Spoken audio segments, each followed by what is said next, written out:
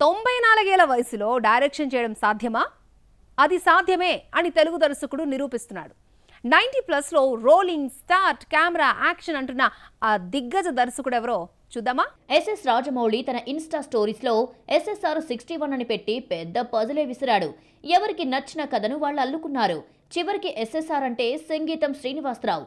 1972లో నీతి నిజాయితీ అనే సినిమాతో మెగాఫోన్ పట్టిన సంగీతం 61వ సినిమాను డైరెక్ట్ చేస్తున్నాడు.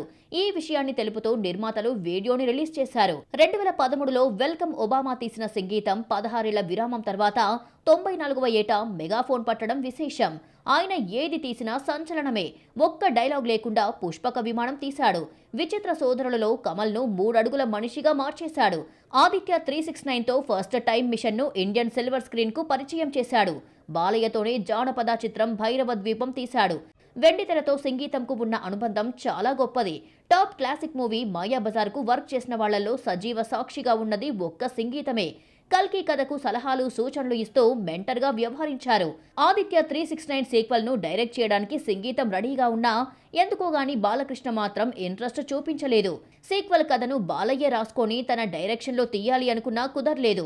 అయితే ఉన్నట్టుండి సంగీతంతో నాగశ్విన్ మెగాఫోన్ పట్టించి షాక్ ఇచ్చాడు.